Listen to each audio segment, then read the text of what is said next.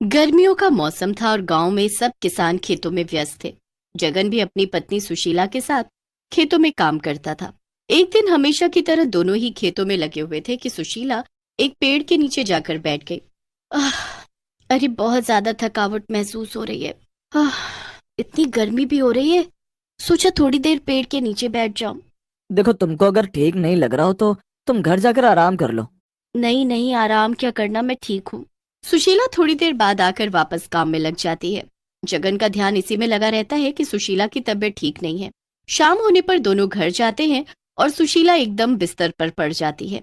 मुझे तो दिन से ही लग रहा था तुम्हारी तबीयत ठीक नहीं है। तुम भी ना सुनती नहीं हो। ये नहीं कि घर जाकर आराम करती। अरे ऐसे आराम करने से काम नहीं चलेगा। घर चलाना है, राजू को पढ़ाना है। पता है ना घर का खर्च कितने मुश्किल से चल पा रहा है। कोई नहीं जी, करना तो पड़ेगा ही ना। काम नहीं करेंगे तो खाएंगे क्या। जगन उस दिन सुशीला को लेकर बड़ा परेशान हो जाता है। वो बिल्कुल नहीं चाहता कि उसकी पत्नी खेतों में जाकर इतनी सड़ी गर्मी में काम करे, पर उसके पास दूसरा और कोई काम भी तो नहीं होता जो सुशीला कर सके। बस ऐसे ही सब चल रहा होता है। सुशीला की तबीयत दिन पर दिन ढीली होती जा रही थी और घर में बहुत ही तंगी थी। फिर एक रात जब सब सो रहे होते हैं तो उस गांव में एक चुड़ैल आ जाती है जिसके पास एक भैंस होती है। वो अपनी भैंस को लेकर पूरे गांव में घूम रही होती है। आहा, मैं तो इतनी थक गई हूँ आज। एक काम करती हूँ, इसे यहीं बांध देती हूँ और थोड़ी देर बाद आकर इसे ले जाऊंगी। यही सोचकर चुड़ैल उस भैंस को सुशीला और जगन के घर के बाहर बांधकर चली जाती है। अब थोड़ी देर बाद राजू को बड़ी तेज प्यास लगती है। वो अपनी माँ को उठाने लगता है। बेटा, मैं बहुत थकी हुई हूँ, तू जाकर ले ले। राजू खुद ही पानी लेने चला जाता है कि फिर तभी उसकी नजर उस भैंस पर पड़ती है जो उसके घर के बाहर एक खूंटे से बंधी होती है। अब राजू उस भैंस के पास जाता है। भैंस राजू को बड़े ध्यान से देखती है और अपना सर उसके पास लाकर उसे प्यार करने लगती है। राजू बड़ा खुश हो जाता है। राजू जल्दी से अंदर जाकर अपनी माँ को उठाता है पर वो नहीं उठती। इसके बाद वो अपने बाबा को उठाता है। जगन जाकर देखता है तो सच में वहां उस चुड़ैल की भैंस खड़ी होती है। जगन इधर उधर देखता है कि शायद जिसकी वो भैंस है वो वहीं कहीं हो, पर उसे आसपास क्या, दूर दूर तक कोई नहीं दिखता। जगन भैंस के पास जाता है तो भैंस सर हिलाकर उसे प्यार करने लगती है। अरे, ये भैंस तो बड़ी समझदार है। जगन उस भैंस के सिर पर हाथ फेरी रहा होता है कि तभी उसकी नजर भैंस के पैर पर पड़ती है जिसमें की चोट लगी होती है और खून बह रहा होता है। अरे, इस भैंस को तो चोट लगी हुई है। अब मैं क्या करूं? आप इसे अंदर ले चलो ना। यहाँ तो इसके पैर पर मक्खी लग रही है। हाँ, एक काम करता हूँ, इसे घर के पीछे वाले आंगन में बांध देता हूँ। जगन उस भैंस को खोलकर घर के पीछे वाले आंगन में ले जाता है। इतने में सुबह की थोड़ी रोशनी होने लगती है और सुशीला भी उठकर आ जाती है। अरे, आप लोग यहाँ क्या कर रहे हो और ये भैंस कहाँ से ले आए। लेकर नहीं आए, कोई हमारे आंगन में बांध गया है। और देखो, इसके पैर में कितनी चोट लग रही है। अरे हाँ, आप हटो, इसे मैं साफ करके इस पर हल्दी लगा देती हूँ। इससे ये जल्दी ठीक हो जाएगी। सुशीला पानी से भैंस के पैर को अच्छे से धोती है और फिर उस पर हल्दी लगा देती है। उसके बाद वो रसोई से उसके लिए रोटी लेकर आती है। भैंस रोटी खाकर आराम से सो जाती है। आज अब खेतों में अकेले चले जाओ। मैं राजू को स्कूल भेजकर यहीं रहूंगी और इसका ध्यान रखूंगी। इसे ऐसे इस हालत में नहीं छोड़ सकते। सुशीला पूरा दिन उस भैंस का ध्यान रखती है। फिर थोड़ी देर के लिए सुशीला कुछ काम करने अंदर जाती है। जब सुशीला बाहर आती है तो देखती है कि भैंस के थन से दूध टंकी की तरह बह रहा है। सुशीला ये देखकर एकदम चौंक जाती है। हे भगवान, इतना सारा दूध। सुशीला जल्दी से एक बर्तन लेकर आती है और उसे लगा देती है, पर वो बर्तन कुछ ही सेकंड में भर जाता है। उसके बाद सुशीला दूसरा बर्तन लाती है, पर वो भी भर जाता है। धीरे धीरे रसोई के सारे बर्तन भर जाते हैं पर दूध आना बंद नहीं होता। आखिर में सुशीला एक बड़ी सी बाल्टी लेकर आती है और वो भी भर जाती है। तब जाकर भैंस दूध देना बंद करती है। सुशीला अपने चारों ओर दूध के बर्तन और बाल्टी देखकर हैरान भी होती है और खुश भी। मुझे तो समझ ही नहीं आ रहा कि एक भैंस इतना सारा दूध कैसे दे सकती है और मैं इतने दूध का करूंगी क्या। सुशीला वहां से चली जाती है और बार बार दरवाजे पर जाकर जगन का इंतजार करने लगती है। सुशीला दरवाजे पर खड़ी ही होती है कि तभी उसके सामने से एक आदमी दूध के ढेर सारे डोल लेकर जा रहा होता है और अचानक वो एक खंभे से टकराकर गिर जाता है। सारा दूध वहीं फैल जाता है और वो सर पकड़कर रोने लगता है। अरे भाई साहब, आपका तो बड़ा नुकसान हो गया। नुकसान की बात नहीं है। बड़ी मुश्किल से भैंस का दूध लेकर आया था। मेरे घर में शादी है और मिठाई बननी है। अब मैं कहाँ से दूध लेकर आऊं? सुशीला सोच में पड़ जाती है और अरे, ऐसी बात है तो आप दूध यहाँ से ले जाओ। आप दूध बेचते हो?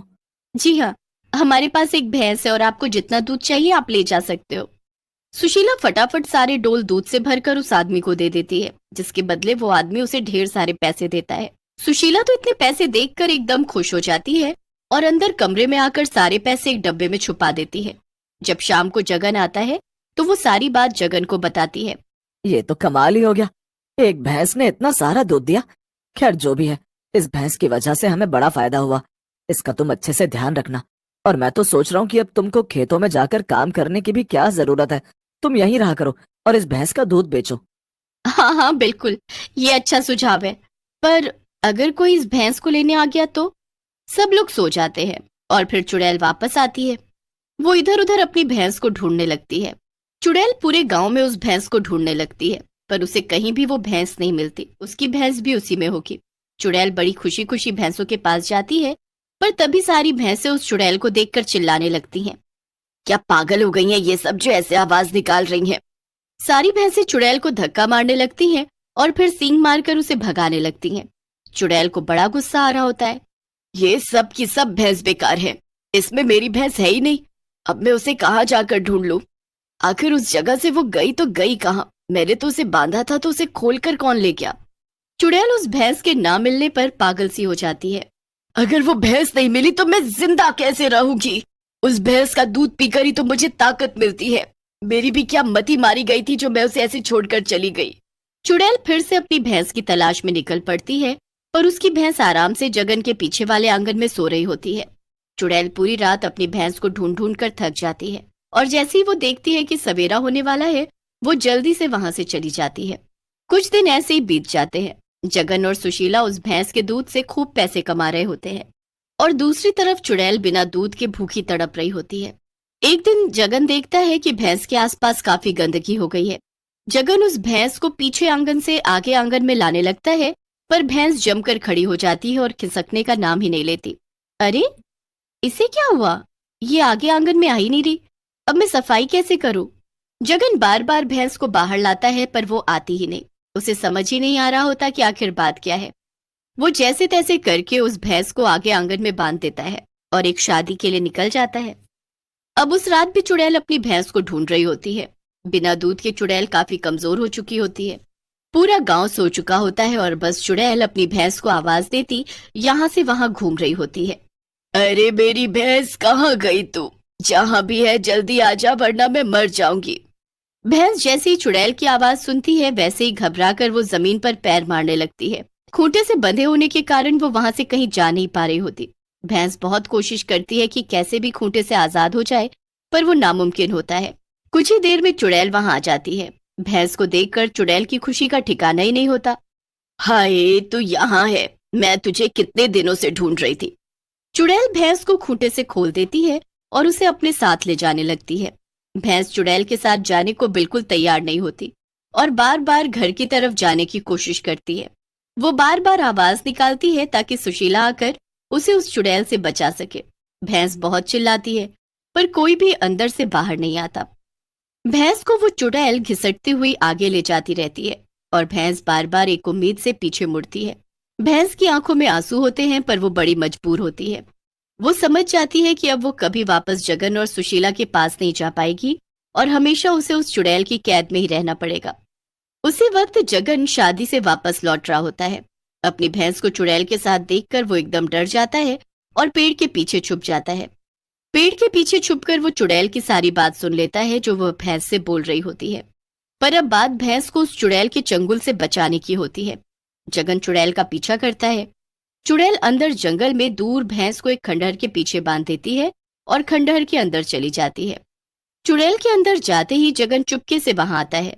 जगन को देखकर भैंस खुशी से उछलने लगती है।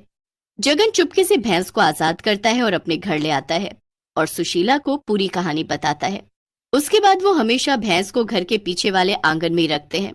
जब चुड़ैल देखती है कि उसकी भैंस फिर से गायब हो गई, तो वो उसे फिर से ढूंढती है, पर इस बार वो उसे कहीं नहीं मिलती और चुड़ैल बिना दूध के एक दिन भूखी ही मर जाती है।